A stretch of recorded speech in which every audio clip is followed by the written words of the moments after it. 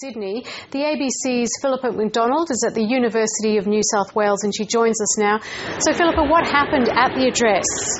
Well, I suppose the first warning of what was going to happen was that two of the minister's security guards took him through a back entrance to the lecture hall.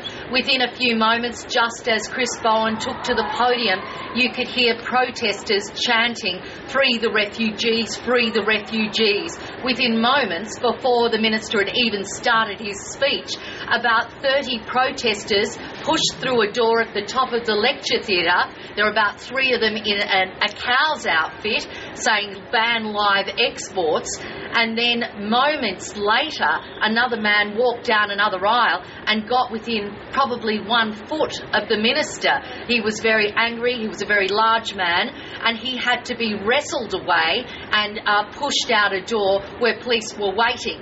It kept going on up the top of the lecture theatre. These other 30 tried to get in. One woman got to the stage with her banner, yelling "Free the refugees" and yelling abuse at the minister. And then the police moved in and tried to move the crowd on. But throughout the minister's speech, he left the podium momentarily. He made his speech, but that was overshadowed by a lot of yelling and shouting and banging on the doors of the lecture theatre by those protesters, which by then had been moved just outside. Well, as you've been speaking, we've actually seen that entire scene unfold. Pretty amazing, really, when you think that it is the Immigration Minister.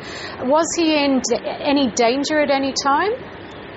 Look, one of those protesters, the large guy that you've probably just seen in the pictures, who got very close to the minister, did seem a very menacing situation. I think what was surprising was that you had the minister's security personnel who were very much able to deal with the situation, but there seemed to be no other security to speak of except for the police that moved in very quickly, but they don't have jurisdiction on a university campus. So a very interesting situation, because apparently the police only have jurisdiction if there's damage to property. But the police did seem to move those protesters on, but quite a threatening situation for the minister, who, when he began his speech, said, well, you've got to acknowledge that refugee issues do ignite passion.